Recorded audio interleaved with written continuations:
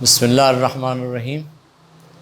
آج ہم جس موضوع پر بات کرنا چاہ رہے ہیں اس پر ہم مسلسل اصرار کرتے آ رہے ہیں، اور وہ ہے کہ نبوت اور نظریے میں ایک فرق ہوتا ہے۔ آج میں آپ کو ان دونوں کے درمیان جو فرق ہے اسے ذرا تفصیل کے ساتھ عرض کرنا چاہتا ہوں کہ ان دونوں میں بنیادی فرق کیا ہے۔ نظریہ انسان کے ذہن کی پیداوار ہوتا ہے۔ انسان کا ذہن نظریہ سازی کرتا ہے۔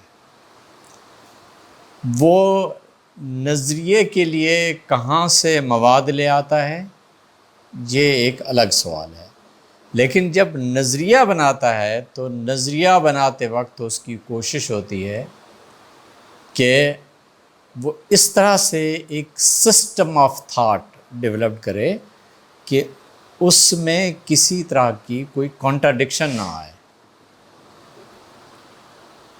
کہیں ایک آئیڈیا دوسرے آئیڈیا سے جا کر متصادم نہ ہو۔ اس تصادم سے بچنے کے لیے وہ پھر اپنے مقدمات کو ریویو کرتا ہے، وہ اپنے اس موقف کو ریویو کرتا ہے جس پر وہ کھڑا ہوتا ہے۔ نظریہ بناتے وقت ہماری پوری جد و جہد ہوتی ہے کہ ہم لاجیکل جسٹیفیکیشن اور لاجیکل کنسسٹنسی، منطقی ربط اپنی بات میں پیدا کر سکیں۔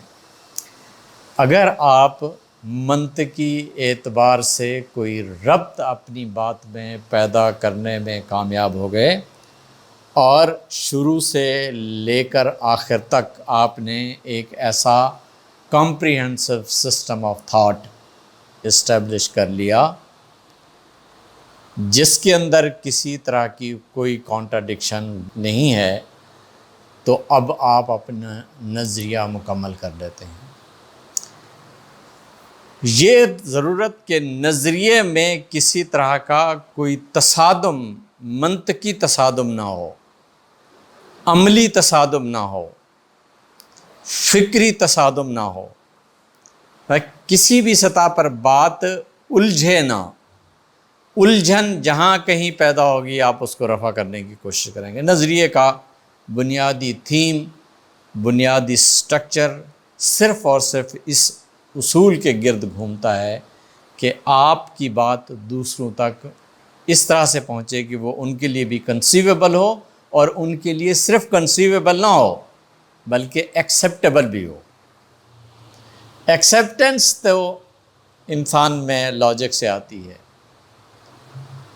تھیوریٹیکل ریزن اس پر مطمئن ہو تو نظریہ بن جاتا ہے۔ اس کے بالکل مقابل نبوت آتی ہے۔ نبوت یہ ہے کہ انسان کے عقلی استعداد کا نتیجہ ہی نہیں ہے، وہ انسانی ذہن کی پروڈکشن ہی نہیں ہے، انسانی ذہن نے اسے پروڈیوس ہی نہیں کیا۔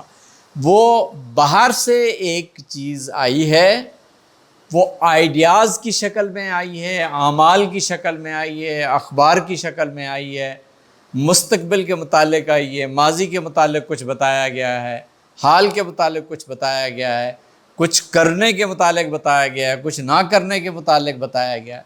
تو یہ ساری چیزیں جتنی بھی ہیں تمام کی تمام کسی لاجیکل کنسسٹنسی میں ہوں یا نہ ہوں،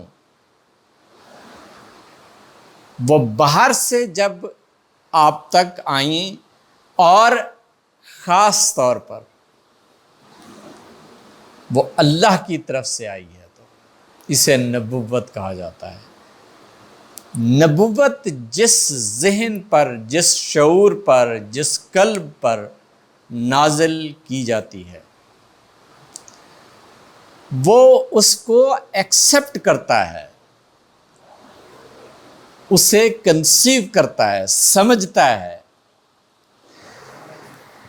اس کا یہ مطلب نہیں ہوتا کہ کنسیویبل ہونا اور لاجیکل کنسسٹنسی کے ساتھ ہونا یہ دونوں ایک چیزیں نہیں ہوتی.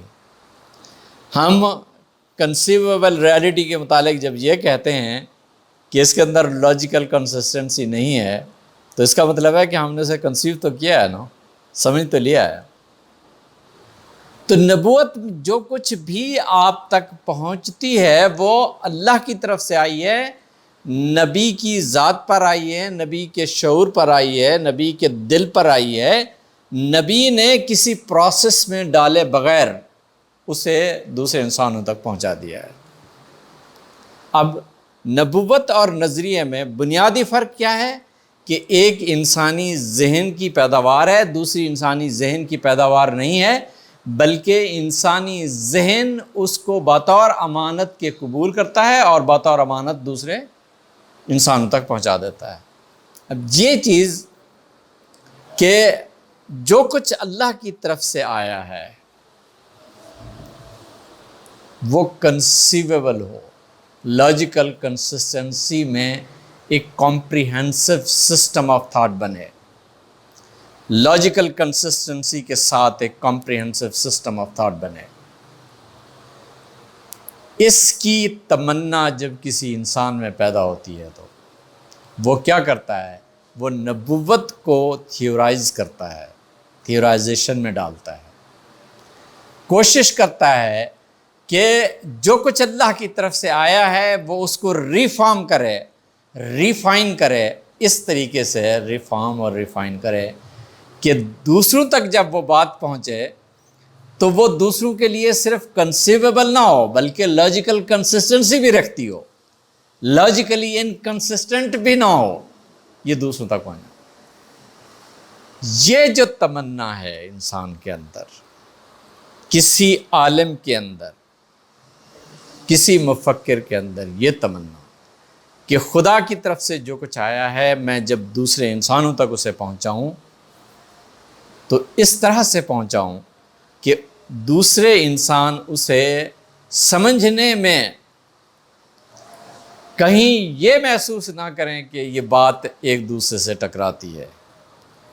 یاد رکھیے نبوت 100% کنسیویبل ہوتی ہے، قابل فہم ہوتی ہے، اسے 100% درست سمجھ لیا جاتا ہے.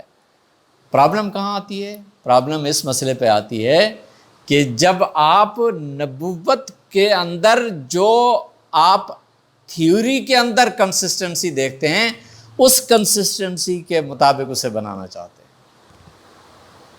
اب ایک بالکل جہانی بدل جاتا ہے. اسے کہتے ہیں میتھوس کو آپ نے لوگوس بنا دیا ہے. میتھوس کا لوگوس بنانے کا یہی مطلب ہوتا ہے کہ آپ نے ایک ایسی چیز آئی ہے جو آپ تک بات تو پہنچ گئی ہے، لاجیکل کنسسٹنسی اس کے اندر نہیں ہے، آپ نے اسے لاجیکل بنانا ہے، اس کو آپ نے ریزن کے ہینڈ اوور کرنا ہے. نہیں، ریزن کے ہینڈ اوور نہیں کرنا، تھیوریٹیکل ریزن کے ہینڈ اوور کرنا ہے، اس کو تھیورائز کرنا ہے. اس تھیورائزیشن کے پروسیس میں آپ کو جو بھی قیمت ادا کرنی پڑے آپ کرنے کو تیار ہو جاتے ہیں، لیکن اس میتھوس کو لگوس بنانے پر آپ پوری توجہ مرتکز رکھتے ہیں.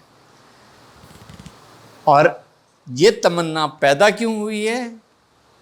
اس لیے کہ انسان اپنی فطرت میں ایک غلط مفہوم کو ڈیولپ کر لیتا ہے، اور وہ یہ ہے کہ انٹل انلیس نبوت بھی میرے شعور نظری کی ضرورتوں کو پورا نہ کرے تو قابل قبول نہیں ہے.